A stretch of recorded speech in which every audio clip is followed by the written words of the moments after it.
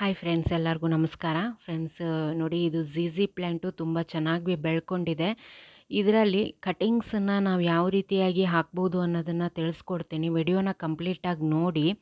ಈಗಾಗಲೇ ನಾನು ಝೀಝಿ ಪ್ಲ್ಯಾಂಟ್ದು ವಿಡಿಯೋಗಳನ್ನು ಹಾಕಿದ್ದೀನಿ.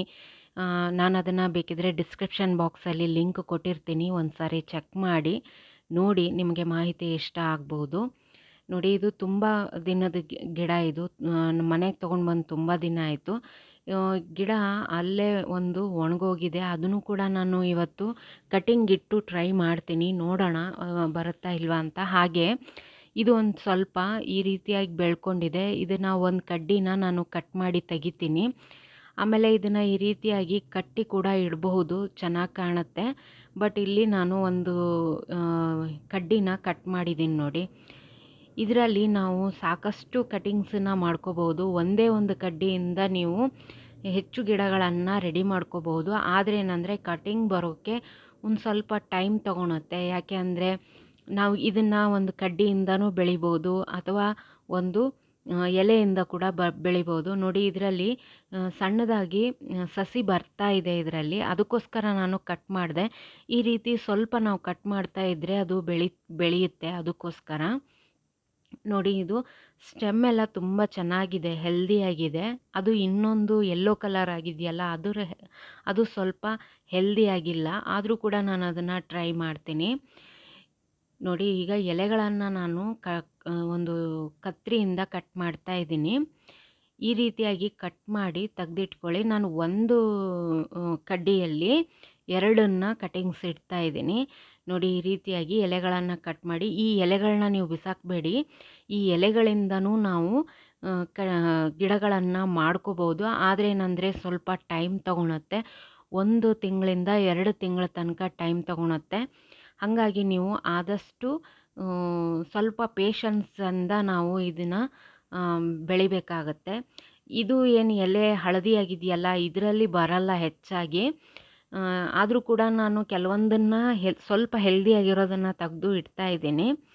ನೋಡೋಣ ಯಾವ್ದು ಬರುತ್ತೆ ಅಂತ. ನೋಡಿ, ಈಗ ನಾನು ಮಣ್ಣು ರೆಡಿ ಮಾಡಿ ಇಟ್ಕೊಂಡಿದ್ದೀನಿ.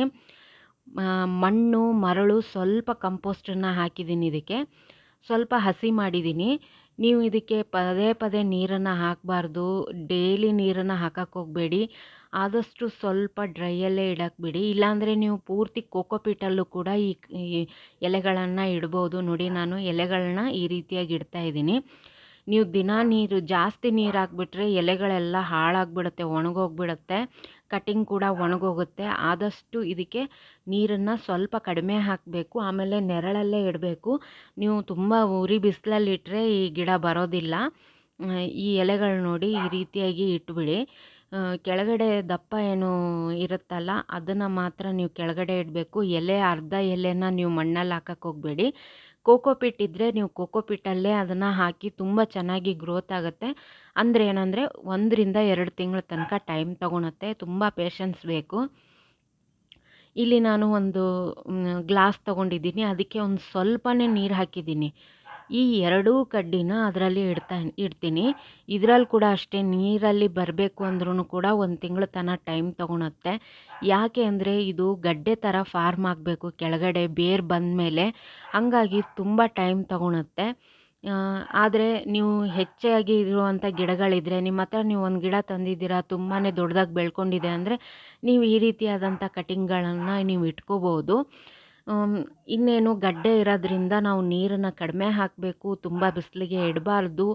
ಆಮೇಲೆ ಕಟಿಂಗ್ ಬರೋ ತನಕ ನೀವು ಸ್ವಲ್ಪ ಪೇಷನ್ಸಲ್ಲಿರಬೇಕು. ನೀರನ್ನು ಕಡಿಮೆ ಹಾಕಿದ್ರೆ, ನೀವು ಜಾಸ್ತಿ ಹಾಕಿದ್ರೆ ಬೇಗ ಸತ್ತೋಗ್ಬಿಡುತ್ತೆ. ಆದಷ್ಟು ನೀರನ್ನು ಕಡಿಮೆ ಹಾಕಿ. ಈ ವಿಡಿಯೋ ಇಷ್ಟ ಆದರೆ ಒಂದು ಲೈಕ್ ಮಾಡಿ. Thank you.